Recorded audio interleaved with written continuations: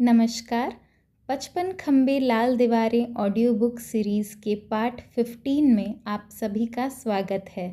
आज मैं आप सबको पढ़कर सुनाने जा रही हूँ उषा प्रियंवदा द्वारा लिखी उपन्यास 55 खम्बे लाल दीवारें का आखिरी अध्याय। चलिए शुरू करते हैं। पार्टी समाप्त हो चुकी थी। बौरे खाली बर्तन समेट रहे थे। सुषमा का सारा घर प्रकाश से जगमगा रहा था। अतिथि जा रहे थे और नवविवाहित नीरू बधाइयों और शुभकामनाओं के भार से लदी सल्लज मुस्कान से सबको विदा दे रही थी।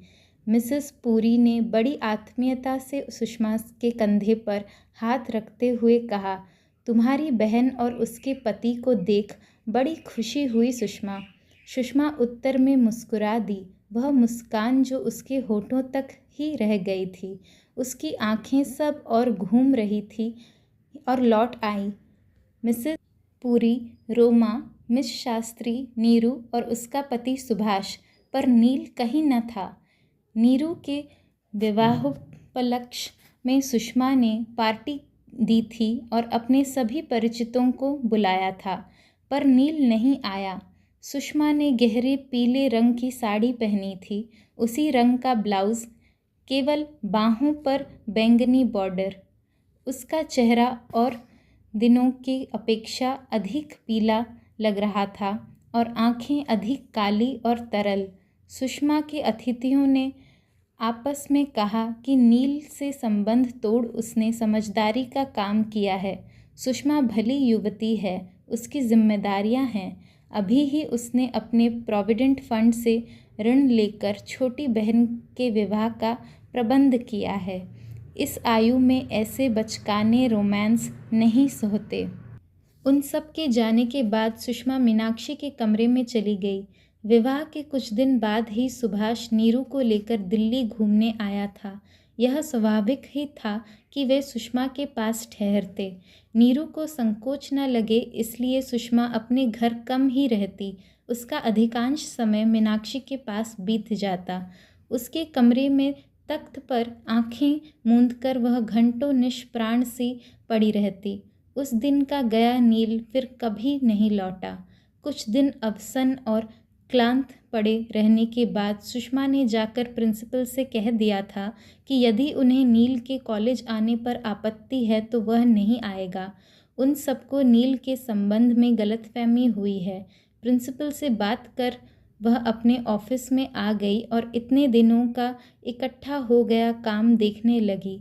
स्टेनो को बुलाकर उसने कई ज़रूरी पत्र लिखवाए, कई बिल थे, उनके लिए चेक पर दस्तखत किए और अचानक ही उसकी आंखों में आंसुओं की एक परत उतर आई। नील चला गया। इस पूरी घटना पर उसे सबसे अधिक क्रोध था अपने सहयोगियों पर। उसने कभी किसी के व्यक्तिगत जीवन में हस्तक्षेप नहीं किया, कभी किसी की बुराई नहीं की। फिर भी उन्होंने प्रिंसिपल से उसकी रिपोर्ट कर दी और उसे अनैतिक आचरण के लिए उत्तरदायी ठहराया। नील को मैंने अपने जीवन से उखाड़ फेंका है। वह तो एक पागलपन था, एक मैडनेस। मीनाक्षी ने झुककर उसके कंधे पर हाथ रखते हुए कहा, रानी, तुम क्या उखड़ी उखड़ी बातें कर रही हो? सुषमा अपनी खुली हथेली की रेखाओं को ताकने लगी। और कुछ समय बाद यदि तुम मेरे लिए कोई धनी व्यवसायी जुटा सको तो मैं शादी भी कर लूँगी। घर के आगे आम और अशोक के पत्तों की बवंडर बार मंडप में कोरे कलश और मेरे मुख पर तुम चंदन बिंदु लगा देना मीनू, स्वाति की तरह। सुषमा, मीनाक्षी ने उसका कंधा झंझोर कर कहा। सुषमा की अवश उंगलियां खुली और फिर मुट्ठी भींच गई। एक बार मैंने मीरा दी से कहा था, जिंदगी हमें तरह तरह से छलती है। मैंने ठीक किया ना मीनू? देखो, नील ने कितने दिन से कोई खबर नहीं ली। अब तो उसके दिलों में ठंडक उनके सबके दिलों में ठंडक पड़ गई होगी। मिस शास्त्री को चैन की नींद आती होगी। सुषमा, तुम कुछ दिन छुट्टी लेकर कहीं चली क्यों नहीं जाती? घर चली जाओ। तुम यहाँ कब तक घुटती रहोगी? कोई ऐसी दवा हो जिससे मैं सब कुछ भूल सकूं, तभी मुझे चैन मिल जाएगा। हर रोज़ जब मेरे सामने वही चेहरे पड़ते हैं तब मेरा दुख हर रोज़ नया हो जाता है। तुमने तो नील को मना कर दिया है, उन्हें फ़ोन करूं? मीनाक्षी ने पूछा। नहीं मीनू। सुषमा चुप हो गई। उसके पीले चेहरे पर व्यथाकुल आंखें बड़ी काली लगने लगी थी। इस बार हेलो हैक्स देखो कितने ऊंचे हो गए हैं, बिल्कुल खिड़की तक आ जाते हैं। मीनाक्षी ने कुछ देर बाद कहा। हाँ मीनू, सुषमा ने कहा। कुछ दिनों में बाजार में चमेली की बेड़ियाँ बिकने लगेंगी, पर अपनी लता तो शायद अगले साल फूले। जब फूलेगी तब मैं तुम्हें लिखूंगी। अगले साल कहाँ होगी तुम? दोनों की दृष्टि मिली और बंद कर रह गई। सुषमा की आंखों में चमक थी, सायास रोके गए आंसुओं की, और मीनाक्षी की आंखों में करुणा थी। केवल वह समझती थी कि सुषमा कितना झेल रही है। दुनिया के आगे उसने बड़ी ही संयत रूप प्रस्तुत किया था, जैसे नील मात्र परिचित था और उसके चले जाने से कुछ विशेष अंतर नहीं पड़ता। पर मीनाक्षी ने उन रंगीन वस्त्रों, केश विन्यास और प्रसाधनों के पीछे की यथार्थता देखी थी। एकांत में बैठी सुषमा के मुख और अवस्थ्यक वेदना, रात में टूटते तारों की तरह आंसू और पकड़े जाने पर उसकी झेंपी सी हंसी भी देखी थी। पर औरों के सम्मुख सुषमा बहुत शांत रही। उसने कभी किसी के सम्मुख सिर नहीं झुकाया। कॉलेज के लंबे से कॉरिडोर में से गुजरते हुए सुषमा को लड़कियों की फुसफुस का ज्ञान रहता। उन सब चर्चाओं का केंद्र अब भी वही है, सुषमा यह जानती है। एक बार जब वह क्लास लेकर बाहर आई तो नोटिस बोर्ड के पास लड़कियों का एक समूह कुछ पढ़कर हंस रहा था। उसे देख सब चुप हो गई और उनमें से एक ने झपट्टा मारकर नोटिस बोर्ड से कागज़ फाड़ दिया। सुषमा को अपनी ओर देखते पाकर एक साहसी लड़की ने मुस्कुराकर कहा, good morning miss Sharma. Good morning, Sushma ने मुस्कुराकर उत्तर दिया। उस समूह में खड़ी प्रत्येक लड़की ने लक्ष्य किया कि सुषमा में कुछ परिवर्तन आ गया है। उसके होंठ मुस्कुराते हैं, आंखें नहीं। आंखों में तो ऐसी तीव्र दाह होती है कि देखने वालों को स्वयं ही आंखें झुकानी पड़ती हैं। लड़कियों को लगा कि उसने उनसे कुछ अमार्जनीय अपराध हो गया है। उन्हें वह दिन याद आते थे जब सुषमा उन्हें बहुत तन्मयता से पढ़ाती थी। वह कभी क्लास में नोट्स नहीं लाती थी।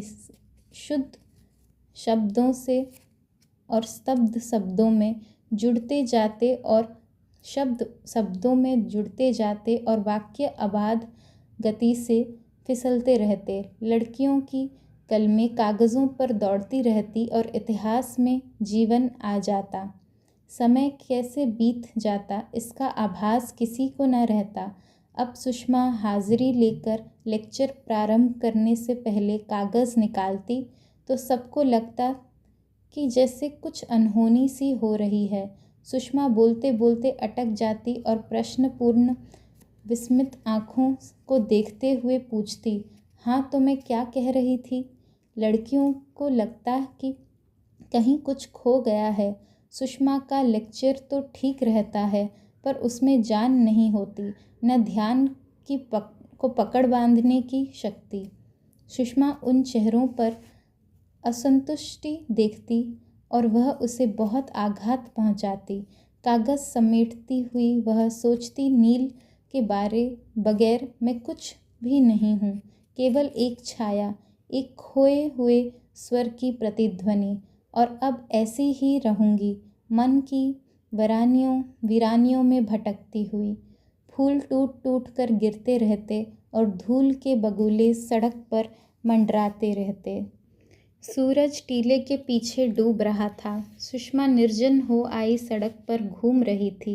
नीम के पेड़ अपनी नग्नता की में कितने कुरूप लग रहे थे। बस स्टैंड खाली पड़ा था और उसके आसपास चाट के जूठे पत्ते बिखरे हुए थे। नल पर कुछ जाटनी पानी भर रही थी। घेरदार ऊंचे लहंगे और गोटा लगी रंग बिरंगी ओढ़नियाँ। कुछ ने सुषमा को कौतूहल से देखा। सुषमा का मन हो आया कि वह भी ऐसा पीला घाघरा और काली ओढ़नी ओढ़े इनके समूह में जा मिले। सिर पर 3 घड़े संभालकर दोनों हाथों में बाल्टियाँ लेकर किसी कच्चे खपरेल वाले घर में चली जाए। चौखट पर ठिठक कर अपने साम्राज्य को देखे और रात्र की भोजन की तैयारी करने लगे। इसी विचार के साथ उसकी दृष्टि कॉलेज और अपने घर पर चली गई। बेगनवेलिया का चटक जामुनी रंग उसकी आंखों में खटकने लगा। उसके घर में अंधेरा पड़ा था, जैसे बरसों से खाली हो। गाते बजाते कुछ लोगों से भरी एक बस सड़क से गुजर गई। टीले के पीछे देवी का एक प्रसिद्ध मंदिर था। पिछली बार नवमी पर जब सुषमा मीरा दी के साथ देवी के दर्शन को गई थी तो एक भिखारिन बुढ़िया उसके पीछे लग गई थी।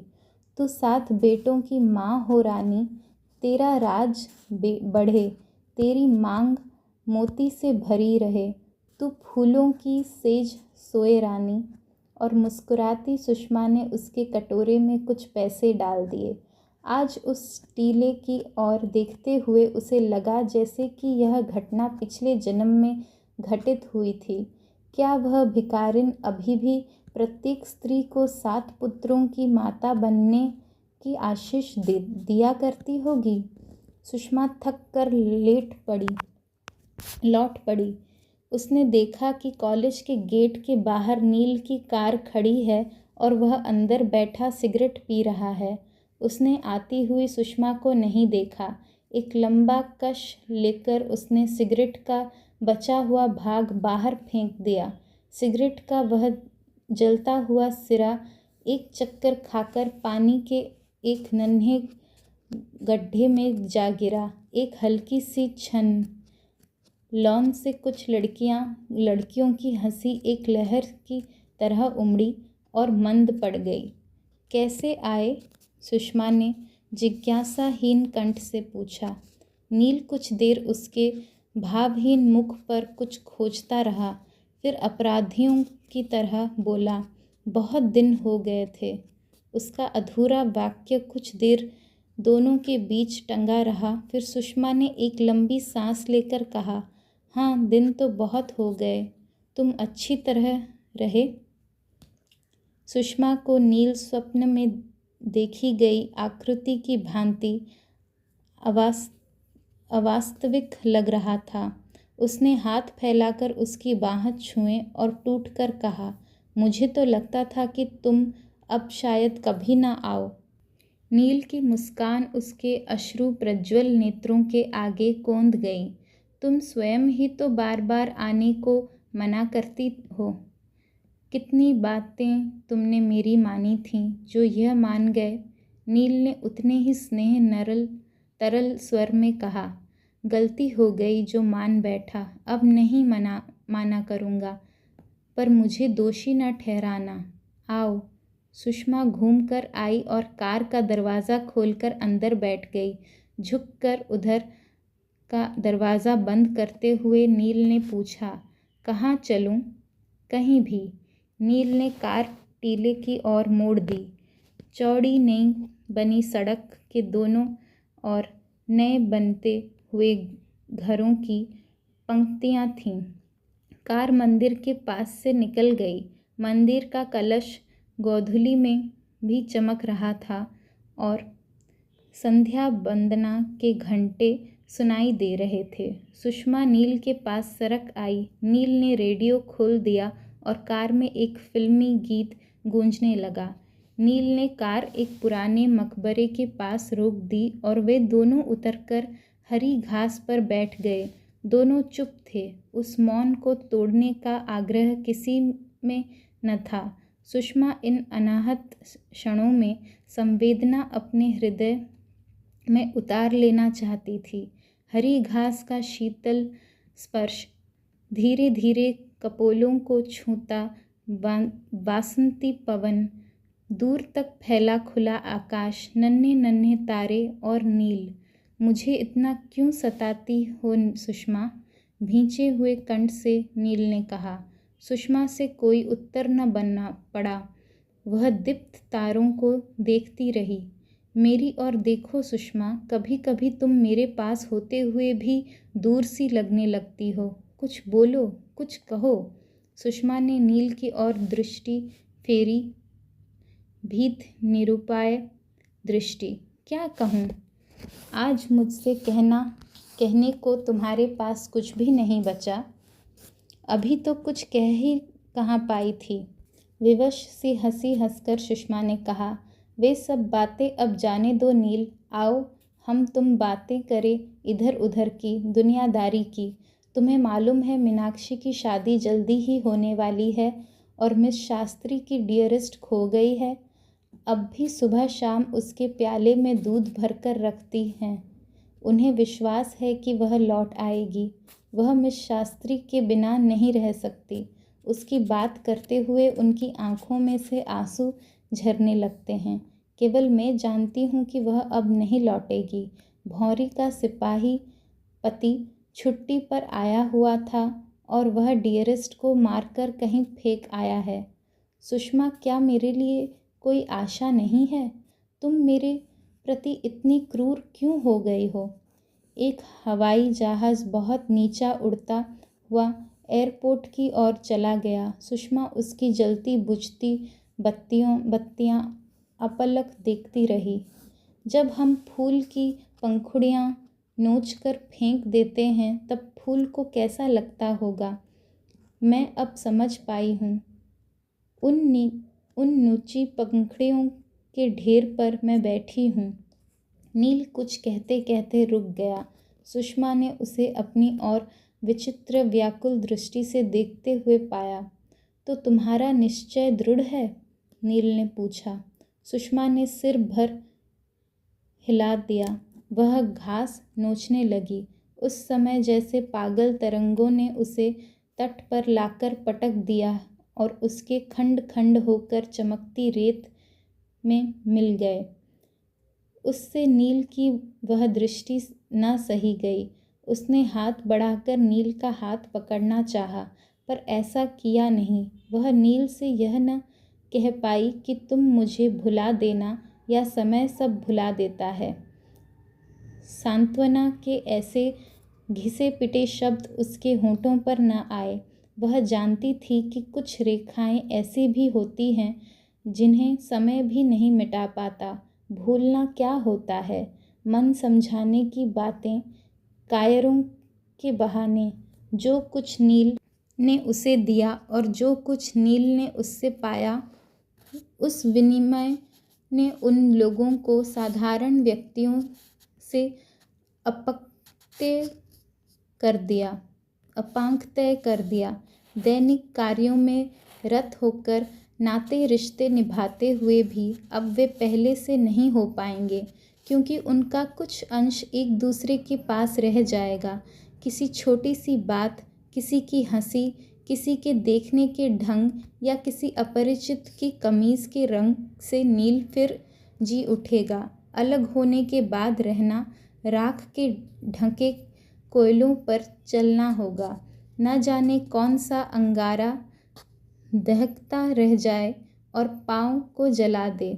कार मोड़ पर घूमी और रात में दूर कॉलेज और हॉस्टल की सारी बत्तियां झिलमिलाने लगी। हर खंबे पर एक बत्ती थी। हॉस्टल का एक चौखट्टा। लो, आ गया तुम्हारा बंदीगृह, नील ने कहा। सुषमा ने उसे कार बाहर ही रोकने लेने को कहा। पर वह अंदर पहुंचाने गया। सुषमा ने बाहर से कमरे का ताला खोला और अंदर जाने से पहले मुड़कर नील को देखा। मुझे बैठने को भी नहीं कहोगी? उसका स्वर सुषमा के शरीर को उसकी उंगलियों की तरह सहलाने लगा। नहीं नील, अब तुम जाओ, उसने कहा।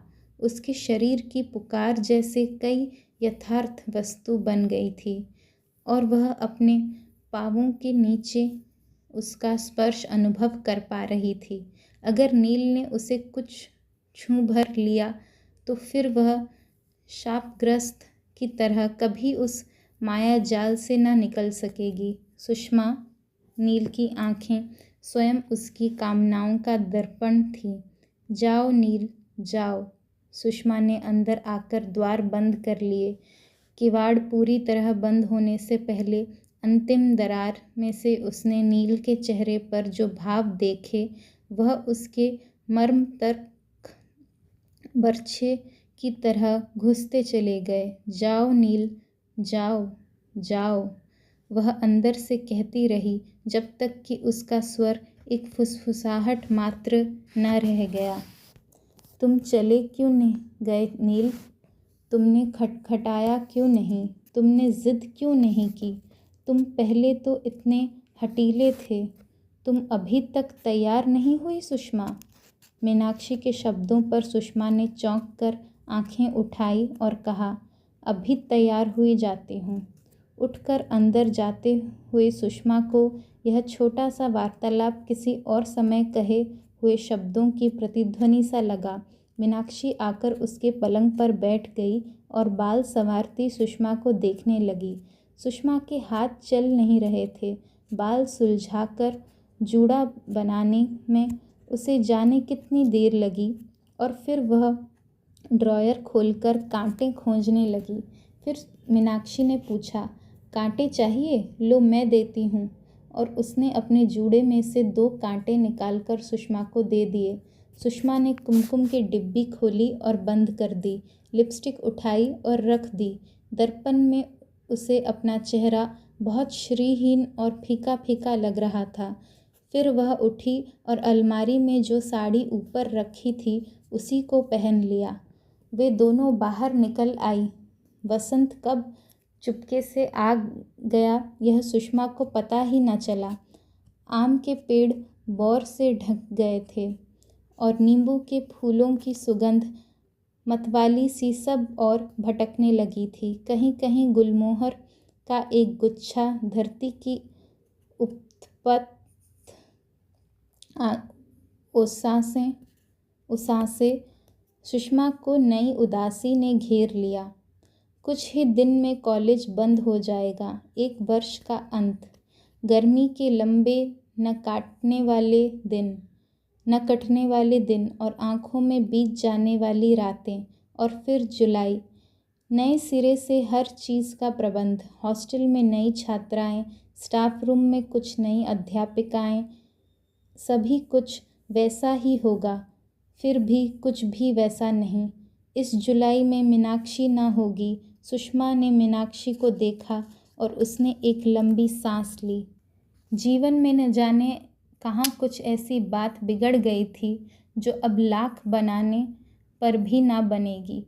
इतने लोगों से घिरे रहने पर भी वह अकेली ही रह गई। नीरू के विवाह के बाद अम्मा ने निश्चय कर लिया था कि अब सारा परिवार एक ही जगह रहे तो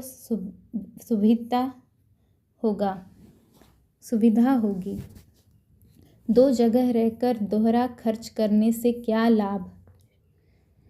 इसलिए सभी सुषमा के पास रहे। प्रतिमा, संजय, विनय सभी की पढ़ाई दिल्ली में ही हो सकती है।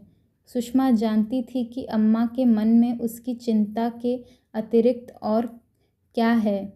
उनके अनुसार सुषमा बहुत फिजूल खर्ची करती थी। घर की देखभाल नहीं करती थी। भौरी मनमानी करती थी। अम्मा चाहेंगी कि हॉस्टल का धोबी कम धुलाई पर उनके कपड़े धोए। हॉस्टल में कोयला लकड़ी आए तो उसी में से थोड़ा घर पर आ जाए। माली घर के लिए सब्जी बोए। हॉस्टल के नौकर घर का काम करें। सुषमा यह भी समझती थी कि उसे इन बातों पर अम्मा से सख्ती बरतनी पड़ेगी, फिर भी वह उसका परिवार था और सारी खामियों के बावजूद वह उनकी थी। सुषमा के मन में नए सेशन के लिए कोई उत्साह न था। उसने सोचा कि अगले साल वह कोई फालतू काम न लेगी, अपने कमरे में पड़ी रहा करेगी और मन होने पर कोई उसे कुछ करने पर बाध्य न कर सकेगा। जैसे इस समय उसे लड़कियों के लिए पुरस्कार खरीदने जाना पड़ रहा था।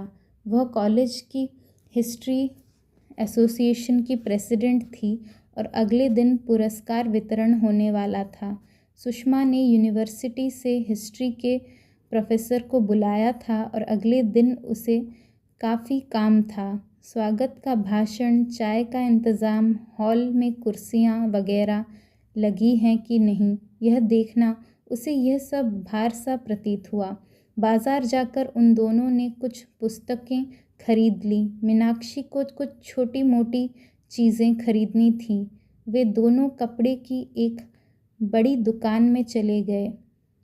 मीनाक्षी कपड़े देखने लगी और दोनों हाथों से किताबों का बोझ संभाले सुषमा इधर उधर देखने लगी। फुटपाथ पर फूल वाले चीख चीख कर बेड़ियाँ बेच रहे थे और उनकी निरंतर बिक्री हो रही थी। सुषमा ने हाथ के संकेत से एक फूल वाले को बुलाया और मीनाक्षी के लिए एक बेड़ी खरीदने लगी। सुषमा, अपना नाम सुनकर उसने मुड़कर देखा और उसे कौशल्या जी को पहचानने में एक क्षण की देर लगी। फिर उसकी दृष्टि आसपास नील को खोजने लगी। आप यहाँ कब आईं? सुषमा ने पूछा। आज सुबह आई हूँ। कृष्णा ने तुम्हारे लिए 2 साड़ियाँ और भेजी हैं। अच्छा, सुषमा ने कहा। आप मेरे घर आइए किसी समय, सुषमा ने अनुरोध किया। उन्हें लेकर तो नील को आना ही पड़ेगा। मैं तो परसों चली जाऊंगी। नील से मिलने आई थी, वह कल जा रहा है ना, कौशल्या जी ने कहा। कहाँ? सुषमा के मुख से निकला। तुम्हें नहीं मालूम? कौशल्या जी को आश्चर्य हुआ। वो हॉलैंड जा रहा है, फर्म भेज रही है, कल रात को फ्लाई करेगा। हम सब उससे मिलने आए हैं। यह नील की माँ है, मेरी बड़ी भावज। सुषमा ने उनसे कुछ दूर हटकर खड़ी प्रौढ़ महिला को देखकर नमस्कार किया। उनके पास खड़ी कौतूहल भरे नेत्रों से सुषमा को एकटक ताकती किशोरी शायद नील की बहन होगी। काफ़ी दिन लग जाएंगे क्या? उसने पूछा। पता नहीं कितने दिन लगें, 1-2 साल, कुछ ठीक नहीं है। सुषमा को अपने संयत स्वर पर आश्चर्य हो रहा था। हाँ, एक बार कोई जाता है तो सब कुछ देखकर ही लौटता है। नील तो कुछ बताता ही नहीं कि कब तक लौटेगा, कौशल्या जी बोली। अच्छा सुषमा, तुम चपरासी को भेजकर साड़ियाँ मंगा लेना। सुषमा ने उन्हें नमस्कार किया और उन सब के जाने के बाद भी फूलों की वेणी हाथ में पकड़े वह वहीं खड़ी रही। मीनाक्षी दुकान के अंदर से निकली और सुषमा ने उसे वेणी देते हुए कहा, लो तुम्हारे लिए ली है। थैंक यू डार्लिंग, मीनाक्षी मुस्कुराई। मेरे जूड़े में बांध तो दो। सुषमा ने वेणी के डोरे में कसी गांठ लगाते हुए कहा। मीनू, अभी नील की बुआ मिली थी, कह रही थी कि नील हॉलैंड जा रहा है कल रात को। मीनाक्षी मुड़कर सुषमा के चेहरे को देखती रह गई। ऐसा क्यों ताक रही हो मेरी ओर? सुषमा मुस्कुराई। मीनाक्षी ने बिना कुछ कहे उसकी बाह पर हाथ रख दिए। चलो अब वापस चलें, मीनाक्षी ने कहा। फूल वालों की पुकारें, मीनाक्षी की बेणी की सुगंध, कोलाहल, लाल हरी रोशनी, पास गुजरते बच्चे की हंसी, ये सब एकाएक सुषमा को असह्य हो उठा।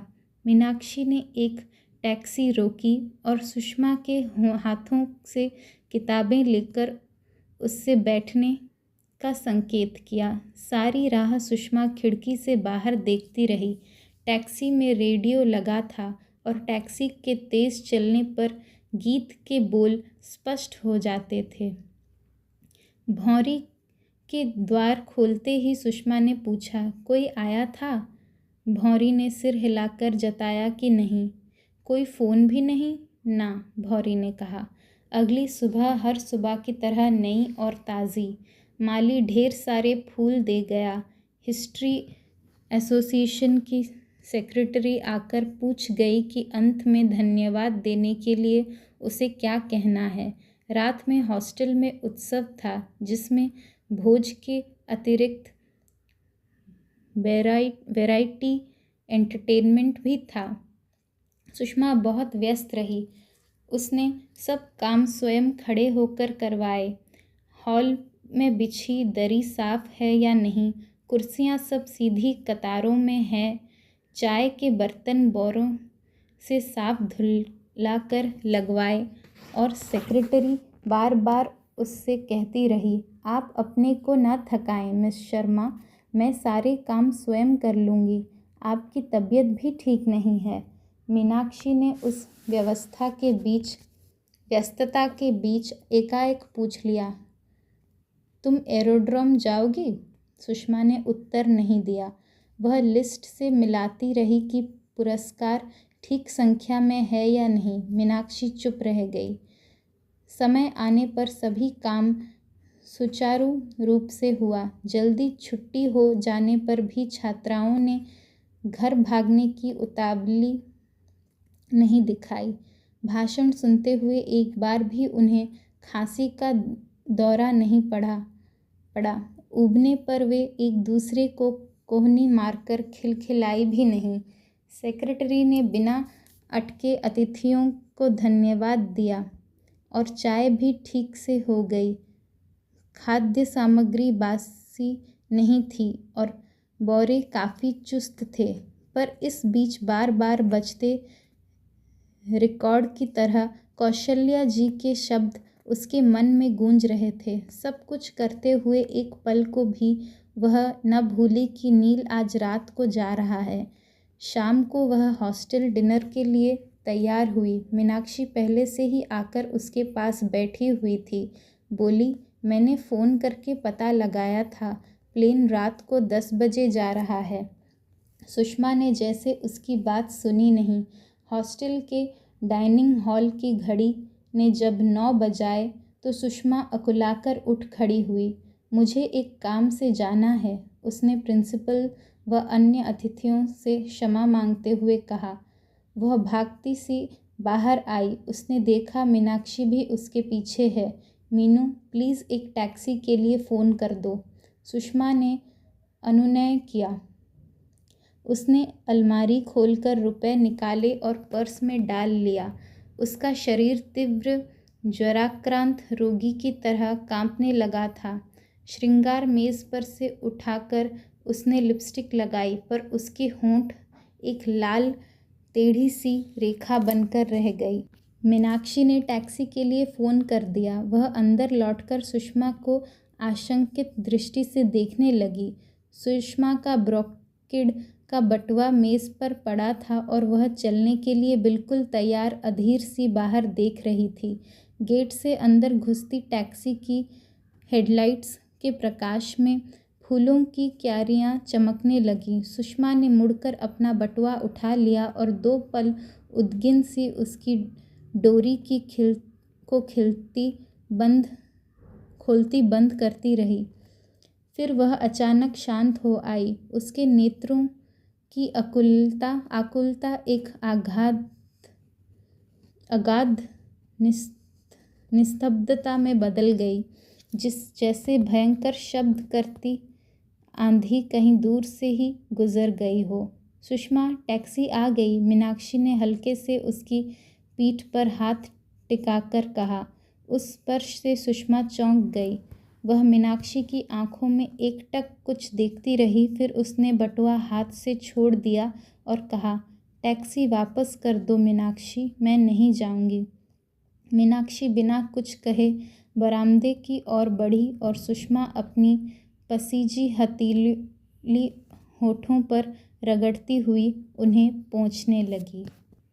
तो दोस्तों, ये थी उषा प्रेमवदा द्वारा लिखी उपन्यास 55 खंबे लाल दीवारें। आशा करती हूँ ये ऑडियो बुक आप सबको मेरी आवाज़ में पसंद आई होगी।